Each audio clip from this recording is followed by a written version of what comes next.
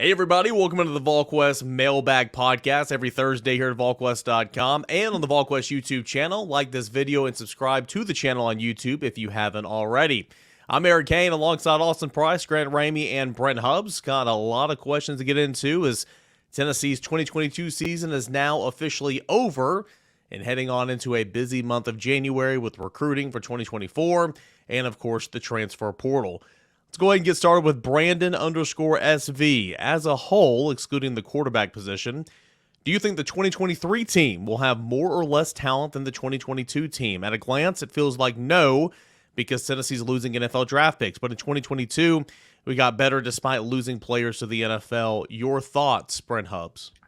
I think on the surface, when you talk about losing guys like Darnell Wright, how highly they acclaimed they are for the draft, and Jalen Hyatt, and Hendon Hooker, you think this team's not going to be as talented. I think in spots they can be more talented depending on development. But I don't think they're going to replace Darnell Wright at right tackle with a better right tackle for next year. Now, somebody may develop into a good right tackle, but I don't think you're going to even trade when you look at Darnell Wright.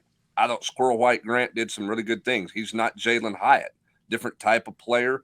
I don't think that's the same one-for-one in terms of trades there. So when you look at what they're losing, it's hard to say they're going to be more talented overall, but in spots, I think they can be. And it's also just hard to exclude the QB when you're having this conversation because the QB is so important to everything this offense does. I mean, Jalen Hyatt's not Jalen Hyatt without Hendon Hooker, and Squirrel White might not be what Jalen Hyatt was because he doesn't have Hendon Hooker. Maybe him and Joe Milton can continue that connection that they kind of started in the Orange Bowl, but excluding the QB, I think Hubbs is right. There's areas where they can be better. I mean, the secondary has to be better moving forward. It has to be. It's just something that has to get done. But when you exclude the QB, it's kind of hard to have this conversation because so much relies on it in this Josh Heupel system where you're just trying to outscore whatever your defense is giving up every week. That's just how they have to live and how they have to get by regardless of talent. See, I think they do take a bit of a step back on the offensive side of the ball, at least for the short term. I think they take a huge leap on defense, though. I think talent-wise, depth, they're going to be so much better on defense than they were this past year. They're going to be deeper at linebacker. They're going to be deeper on the defensive line, more talented on the defensive line. And I think they're going to be deeper and more talented in the secondary. Now, they've still got to commit to playing more kids, especially in the secondary. I think that you will see them play a lot more players at linebacker because I think that BJ's finally getting that room to where he wants it to be. And, I think he's had to kind of play the rotation he's had out of necessity the last couple of years. I think he's super excited about the growth of Beasley, super excited about Keenan Peely, and I think he really is excited about these 5 young kids, the 2 last year, and then, of course, the 3 they just signed this year. So I think to answer the question, at least for me answering the question, I think it's kind of a little bit of a both, Eric. I think in areas they'll take maybe a step back and for at least a pause, and then in other areas I think they'll take a giant leap. And by the way, anybody that wanted to know the terms of the deal when Grant called Hubbs and said, man, I just want to come work with you guys at Volquest, Brent said, Grant, you have to wear a hat with my first initial on it every podcast, and that's exactly what has happened. No, this is the first. This is the first one. Oh, you didn't have a B on the other day. I would pay he did not have a B. No. Here's the thing, Eric, on that question too. There's a difference between talent and production. They can be more talented, but are they going to be more productive? How ready are those young guys to play?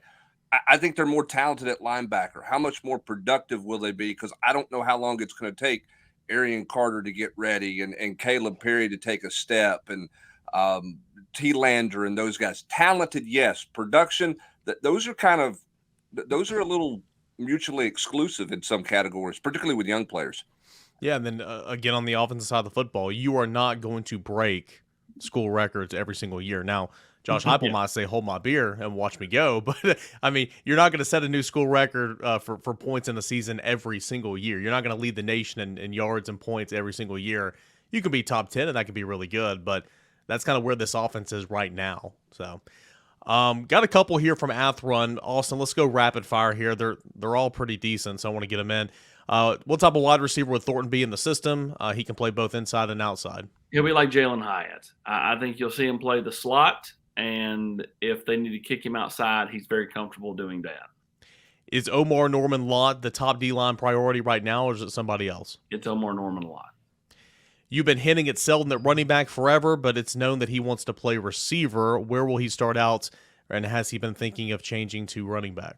I think Selden just wants to play. He wants the ball in his hands, and wherever that comes. If that's a receiver, I think that's where he'd be very comfortable at. I think if it's a running back, he'll also be very comfortable there. They're going to move him around, but I do think in the spring with the depth or whatever you want to call it, like even if Wright and Small are back, those guys aren't going to be going through spring because they're having shoulder surgery and wrist surgery. They won't be there. So, Selden, Deshaun Bishop, they're going to get plenty of run to go along with Dylan Sampson, who will get, the most carries. I think Selden starts definitely at running back. Is it possible that Tank loses his spot to Christian Charles, assuming Wesley Walker is at the other safety spot? I don't know if it's necessarily Christian Charles, but I mean, I think ultimately, Tennessee would love to see a healthy dose of competition there across the board, not just for Tank's spot. I think they want to see a lot of that youth kind of, whether it's players that were freshmen this past year or these newcomers establish themselves and push the older players, either get past them or push them to be better. One of the two. I mean, Tennessee's got to get more athletic in the back end. I've beat that drum. Again, I just feel like to take a step on defense, you've got to be more athletic. And then finally, kind of on that same note, go ahead, Brent. I'm just saying I'm an advocate for finding somebody who at safety who can track the ball and play the ball in the air. I don't care who it is.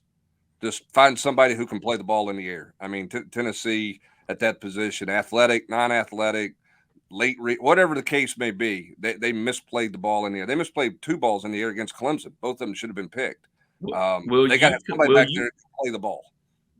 Will you commit to, if they don't make many changes and we see the same old song and dance of bad angles and lack of playing the ball, that early on in the year during the game broadcast, you will just say, somebody, anybody, just those 2 words. Last thing here from Ron Austin.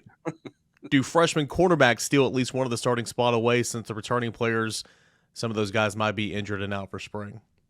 I think they have the door open. But again, freshmen getting to the field and playing a lot is more difficult. Will they play? Yes. I do think that some of them will factor in some form or fashion.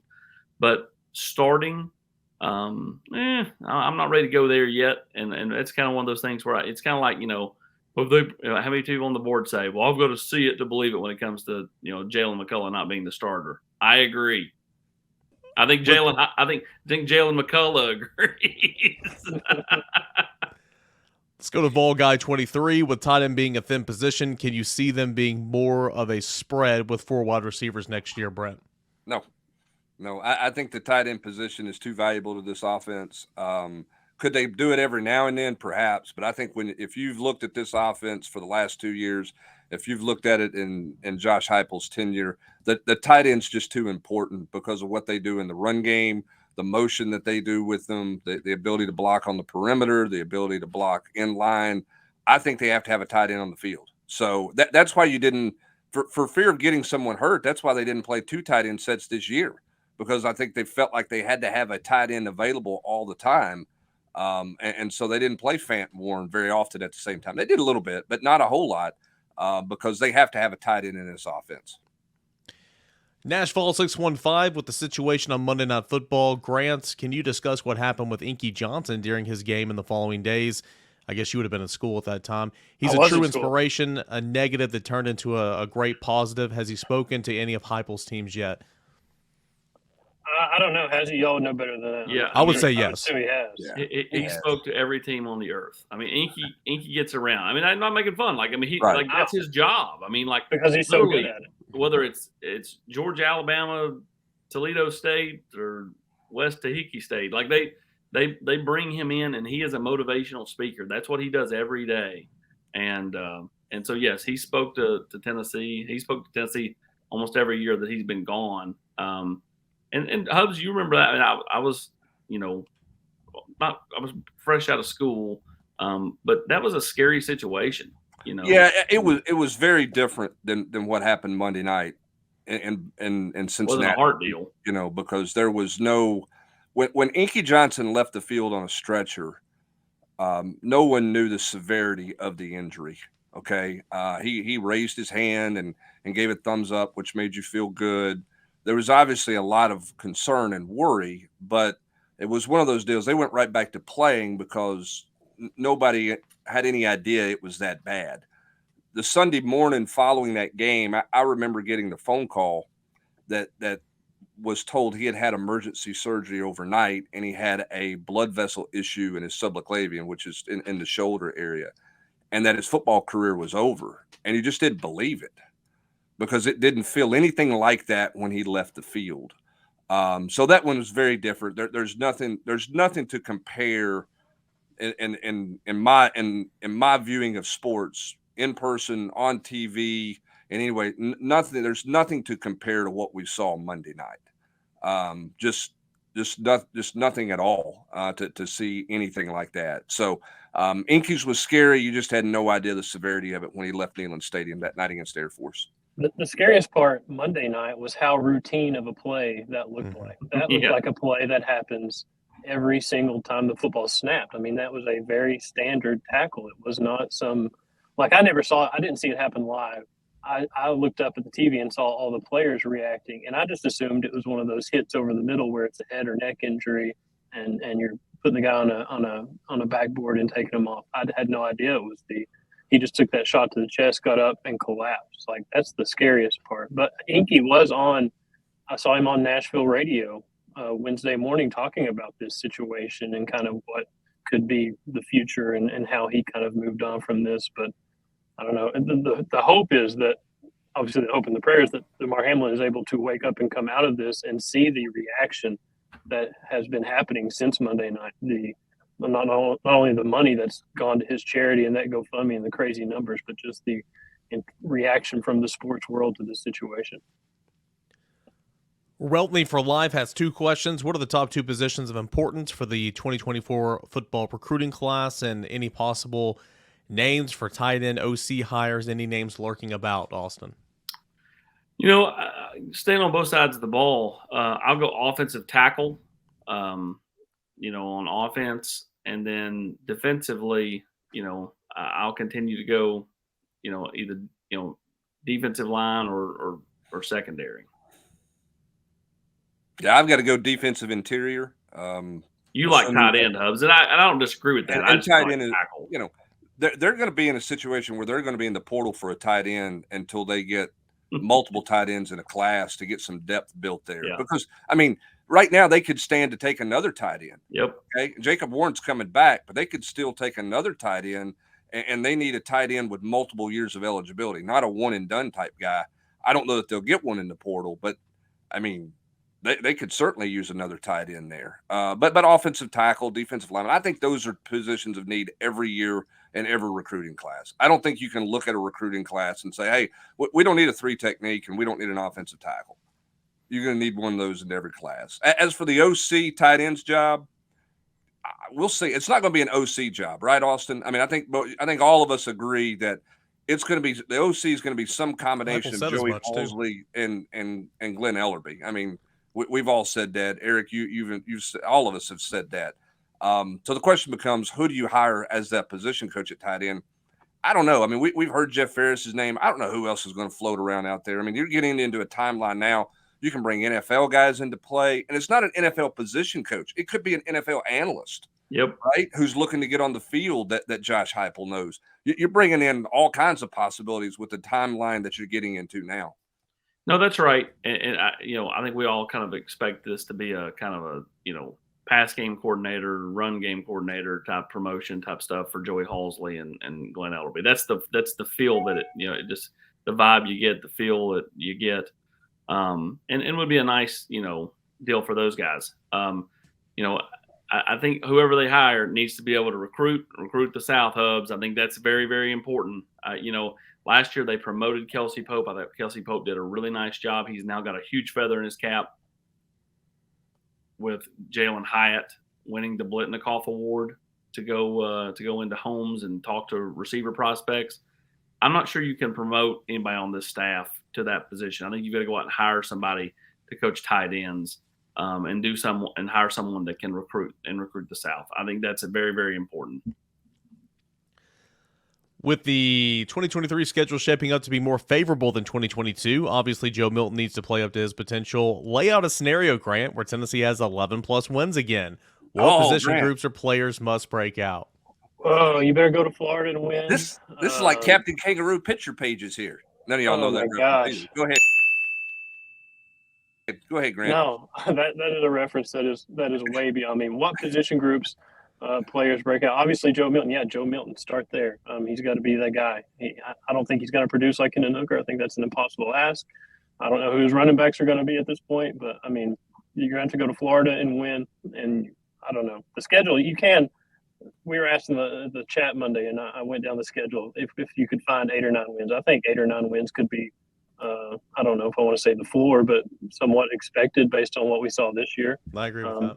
But at the same time, a year ago today, if you asked me about an 11-win season in 2022, I would have told you you're insane. But I think it's going to start with you better go to Gainesville and win. And you better take care of business at home like they did this year, even though the schedule's a little bit lighter at home in 2023, and go from there. Yep, I agree. You have to win in Gainesville. You got to beat Texas A&M because that's next year's version of LSU, and don't have the hiccup against South Carolina. At that point, you're sitting there at 10, again likely, and you'd have a shot. I think if Tennessee can go 9-3, play in the Citrus Bowl, win that, and get to 10-3, I think that's a huge, huge back-to-back year deal for Tennessee to get double-digit wins in back-to-back years, and then set up the beginning of the Nico era. Again, though, and this is not rocket science, you have got to have adequate quarterback play. If you don't have that, then this all goes in the tank for sure. And we've seen a couple years like that here in recent memory, prior to Hendon Hooker being in Knoxville. Let's go to Terry Bowleg. Is Jalen Wright more than likely hitting the portal? Is there any effort to help him?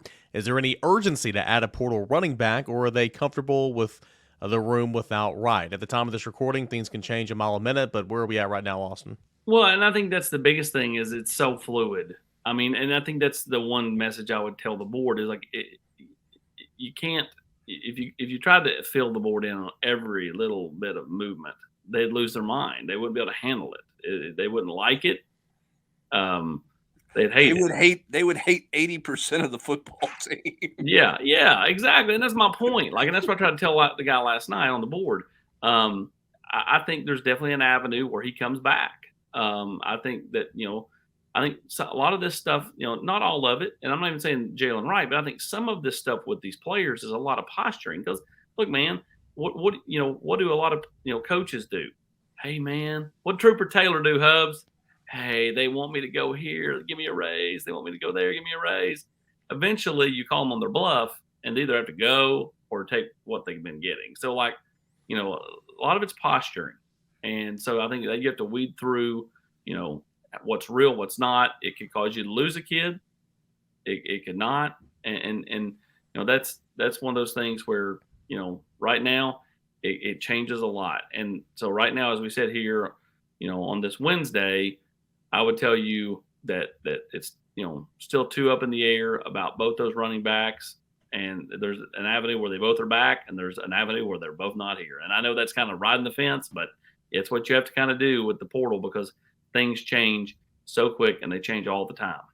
Brent, if one of those guys leave, especially if both, but if one of those guys leave, are you going to the portal and trying to find another guy? I think you look in the portal, but I don't think you take a guy just to take a guy. Yep. I think you got to believe, you should believe in Dylan Sampson. You signed the Keith kid from Alabama. Now, I think if you lose both, you got to go get somebody. Yeah, if you lose both of them, that's a different conversation. Yeah. But if you don't, then I don't know that it's a 1-for-1. I don't think you take a guy just to take a guy. I think we've seen Tennessee do that, particularly at that position. It didn't work out very well. I don't think you have to take a guy just to say London. Just to say my numbers are. I have the exact number of guys I'm supposed to have in the room. So, yeah. Austin, it's Madry London. Madry. I mean, Madry London's a player. I feel like I'm the president of the Jalen Wright fan club because I think I would counter with the kid if he's wanting to counter it because I think he's that good. Am I crazy? I think he's really good. Oh, I think he's the best back in the room. I think he's the most talented back in the room. And I'll say this too, Austin and Grant, you jump in here too. I think he's a guy who made significant strides from year 1 to year 2. Oh, easily. I just don't know that we talked about it a lot because Jalen Hyatt was running wide open and Small seemed to get all the goal line carries. I know Jalen Wright had the early fumble issues. He had a bad one against Pittsburgh, but he cleaned that stuff up, and he was their best running back all season, particularly the back half of the season. Yeah, I think the ball security stuff is it's a convenient crutch for some, but I think that's way overblown. I'm with Hubs. He did not have any fall camp at all. And he put the ball on the ground the first couple of games, and after that, he didn't put the ball on the ground anymore. Georgia, did he at Georgia? Maybe he did. He fumbled once at Georgia, I believe. Yeah. But that was it. Either way, I'm with Grant. I think he's. This is my take. Between he and Jabari, I think he's the more talented of the two. Right? I don't think we know enough about Dylan Sampson to judge him versus those guys yet. That's how I would look at it because he's not seeing enough playing time. What sticks out to me is I just remember the recruitment and the commitment, and he was the speedster kid who you get him out in space and let him go.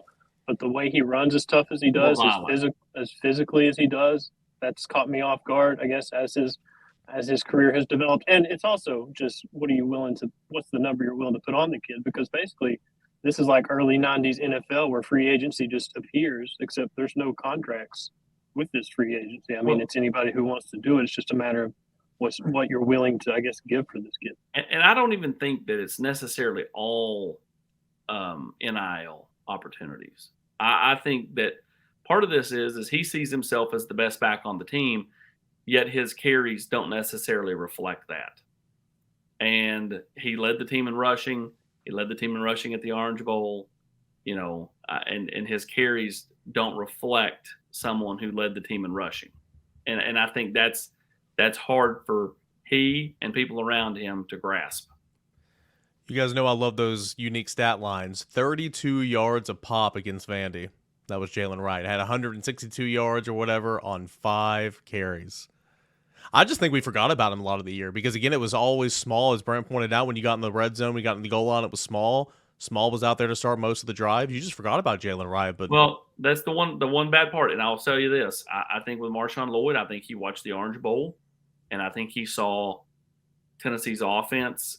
They go out there and they get in their tempo. And running backs don't come off the field. If you start the drive, you finish the drive, unless there's a huge stoppage of play. And I think that was kind of like, I don't know about that. If I'm stuck over on the bench, it's going to be hard to get to the field. And I think that's same for receivers. That's same for any position on offense. And so, while it's a huge plus if you're on the field, it's a huge negative if you're off. And so, for some, nobody wants to take that chance. Whereas, I think, that's one of the detriments to Jalen Wright, and that's why you forget about him, is because Jabari Small started how many drives? A bunch. And then they would never rotate. All right, let's go around the room for some over-under here from HS Vol. Squirrel White, 700 receiving yards. Over. I'll go over as well. It's easy when you guys do it. Pierce, 5 sacks. I'll start this one. I'll go under. Give me that under. It's good. Over. Why not? He has the year. potential to go way over. I agree. But again, it's about growing up. I'm going to continue to reiterate that with those young kids. Important offseason. Time to grow up. You want to play? Time to grow up. Trust the guy that told you Mississippi State was going to be a rock fight and bet the mortgage on the under. I'm sorry if anybody's homeless this morning. And if you remember, I said it was going to be a 95-93 final. I was almost there for Tennessee's score. You were closer than I was. Milton, 20 passing touchdowns. I'll say over. Over. If it's not the over, Grant, Tennessee's had a bad season. Yep, Yeah. exactly. Forget the path to 11-win repeat season. If Joe can throw 3 against a Clemson defense, maybe not the most motivated Clemson defense in the world, in the Orange Bowl, I think he can throw for more than 20 in the season. And if it's not the over, Joe Milton's not your starting quarterback at Tennessee at some point. Yeah, if it's not the over, then take the Nico over. I'm not trying to beat a dead horse here, but you remember those years with JG where he would finish with 13 passing touchdowns. Completely different offense. Understand that. But, oh my god! See, that's the thing. Is I would be the first to tell you. I need something brown in this bottle. If this is no, the conversation we're gonna have. But see, I will still stand on the table for that kid. He's been in live NFL games this year as far as on the roster. Still has a ton of arm talent. I think he got so screwed up with what they were doing offensively, and then he got battered that first year. Again, I'd love to have seen JG with positive reinforcement from Joey Halsley. They didn't exactly build that kid up on the practice field. It was don't do this, don't do this, don't do this, don't do this. Well, heck, if you're scared to make a throw, then you don't need to be playing. No. JG didn't know what they were doing on offense because the coaching staff wasn't sure what they were doing on offense because it changed daily and weekly. There were a lot of contributing factors in there where there was only 13 passing touchdowns or 12 or whatever it was that one year. Again, the best thing about that kid, I've always said he comes from a good family, is you watch him on Twitter and you can tell he still roots for Tennessee. As much as he was treated like trash by some on Twitter, he still has an affection for Tennessee, which is mind-boggling to me because I can tell you where my affinity would be if I'd been talked to the way he was. Why does Kamal Hadden keep getting reps? He's proven to be a liability, not only before, but also after the whistle. Well, we'll see if that changes because, I'm not, we'll see if he's back up, or I'm not sure that that's a lock deal that he's back on this team in 2023. Who did you want to play over him at corner? You got Danico at one side. Who do you want on the other? Deshaun Rucker, Christian Charles. They rotated guys. They didn't have any options there. Yeah, that's why these young guys. That's why these young guys have to show up and be a factor. Grant, outside of maybe Brandon Turnage, who was in that lineup because he was injured, there's and Danico Slaughter, who I would put on a peg above him. There's nobody more talented than Kamal Hadden. Now consistency.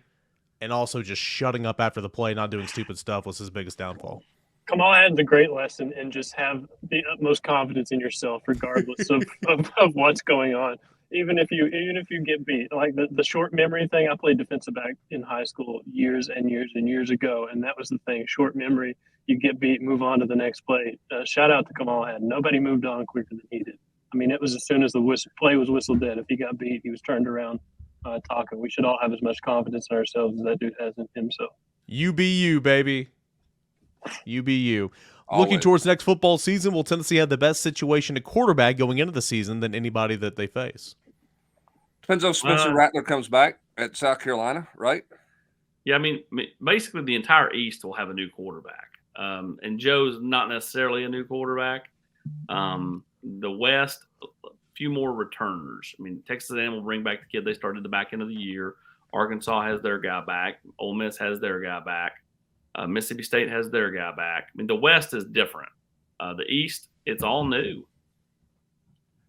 If Joe is the man, I don't know the complete SEC quarterback situation, but if Joe is the man and you can rely on him week in and week out, and you have a 5-star freshman in Nico being the backup, I think that gives you one of the best situations in the league, if not the best. But again, I don't know what the entire situation of the league is. Let's get a couple more here. We'll finish off with, let's go Doolittle Vol. We'll do 2 more. Doolittle Vol, as a whole, do you think the conference will be better or worse next season? Which teams do you feel confident will take a step up or a step back? That kind of goes on with, at least for South Carolina, if Rattler's back in town. Well, I think the East will take a little bit of a step back, just because of all the newness at quarterback. Georgia maybe not, because they've got all those 5-stars sitting there waiting to take over, and then they've added some really nice pieces out of the transfer portal to go around it, and obviously Bowers will be back. As for the West, I think it could be better because I think A&M can be better than they were this past year. Arkansas is another year down the road with KJ Jefferson. I think Mississippi State probably takes a step back. I think LSU can be really good again. Ole Miss, kind of, it's kind of a 50-50 type thing. And then Alabama and Auburn. Auburn should be better just because. And Alabama will be better just because they don't miss the playoff. Like, I have no idea what they're going to do at quarterback, and they have a lot of talent. Obviously, same old song and dance every year with the number of guys that they have going to the NFL draft, but they're going to be better just because they don't miss playoffs multiple years in a row. Well, it's going to be interesting. The quarterback decision at Alabama, you're going to have redshirt freshman Ty Simpson versus those two 2023 signees. And, they're going to be youth and inexperience at that position. Unless they bring somebody in at this point, I don't know who that would even be, because it ain't going to be Jalen Milroe. He's going to change positions or transfer out.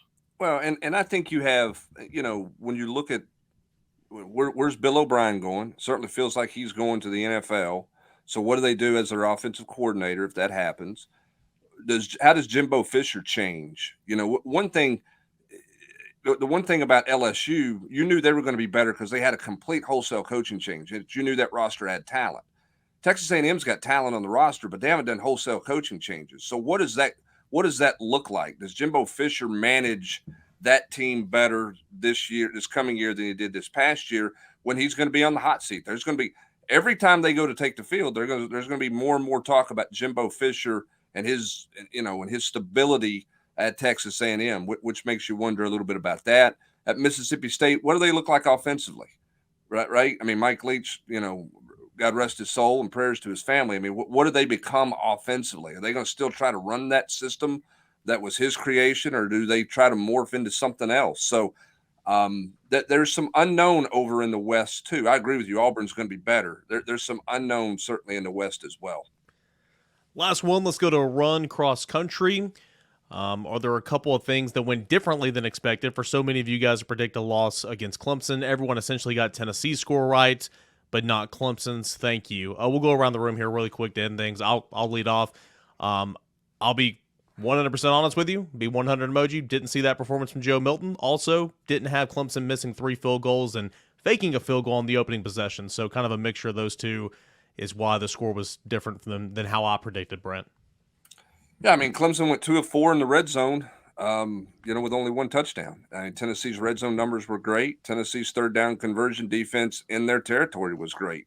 If you'd have said going into the game, Grant, that Clemson was going to miss 3 field goals, only score 1 touchdown and 4 trips in the red zone, and only convert 2 third downs on Tennessee's side of the field, I would have changed my score prediction. So that's I didn't see those numbers coming from Tennessee's defense against Clemson's offense. I didn't think Clemson's offense was great, but I didn't see Tennessee being able to do that on their side of the field.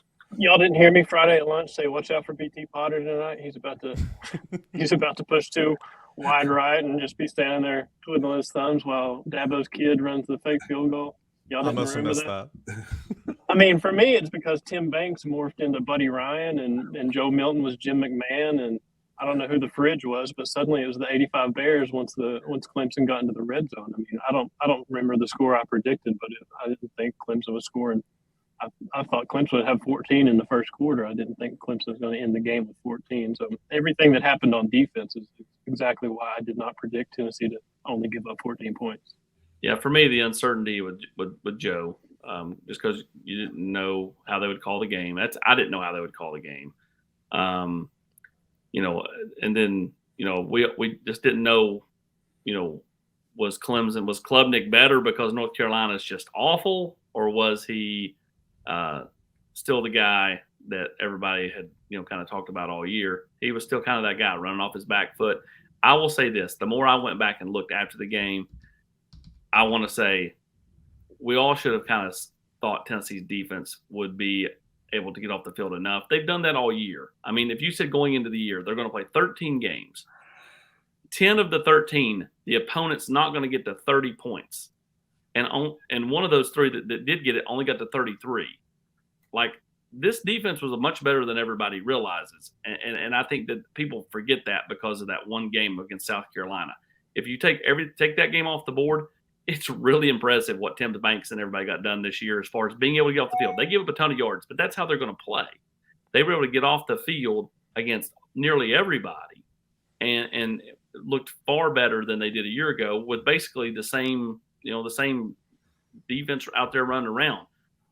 Add in these young guys, and let's see what happens. That's why I think next year defensively, I'm just really excited to kind of see where this thing goes because I do think they took a huge step this year. Well, and nobody thought against Clemson, or I didn't think that Tennessee's front four could throw the quarterback around the way that they did. I mean, Tennessee had just not been that. They had a couple of games where they had gotten to the quarterback with just bringing four, LSU being one of them. I wasn't sure Tennessee could truly get home. But Byron Young, he may only got a couple of sacks, but, I mean, he knocked the quarterback down about 12 times, and I wasn't sure Tennessee could do that. So that factored into my score prediction as well. All right, AP, I know you got to run, but Grant's making me ask this one. TR Smoova or whatever. If Hubs is Andy Griffith of the Volquest staff, who is Barney, Gomer, Goober, Otis, Howard, and Warren? All right, let me go. Let me start. AP's Barney because Barney and Andy are always together. You never see them apart. Wherever Andy is, there's Barney. Wherever Barney is, there's Andy. Me and Rob will be Gomer and Goober because we're always at the filling station doing the same stuff at the Thompson Bowling Arena. I don't know who Floyd is. I don't know who Otis is either. Matt Ray is Floyd. Matt Ray is Floyd. Matt Ray is Floyd at the barbershop. Does he have a southern accent? Oh, I've been known to be Otis a time or two though, and ride a cow thinking it's a horse, and eliminate Howard Sprague and Warren. We're not even going there. No, those are not characters that should even qualify as cast members on the. I would say that I'm more Opie than. You're not that young. Well, I mean, look at Hubs and look at me. I mean, tell me. I mean, there's only like 9 years between us, but come on. It's like, But the question states that Hubs is Andy when really Hubs has the Barney build. This is true. Got to put my weighted chain on to make weight. That's right. Exactly. I'll be the dog. I don't know who any of these people are outside of Andy and Barney. You're the loaded goat that they drag out of town. Who's the kid? Who's the kid? Is that Opie is the kid. Hey, you're Rafe McAllister there, Eric. I'll Google him. I don't know. You know who Eric is? He's the guy that plays the side parts, and he's like 15 different characters. He's Sam's Meat Cleaver in the Brady Bunch. That's who Eric is. I can do that. That's who Eric is. What was that guy's name? He was at the grocery store. Fought Barney. He's going to fight Barney. And he had the roadside grocery stand too. Yeah. He was big in the grocery deal. I can buy into that. He was a crook in one episode. Everything. He did it all. All right, next week we're going to do How I Met Your Mother characters, so stay tuned. All right, That's it for the Volquest Mailbag Podcast. Good questions. You know what that'll be, Eric Kane? What's that? Cricket. Legend. Wait for it. Dairy. And whoever was Barney in this exercise will not be Barney in next week's exercise. I can go ahead and tell you that right now.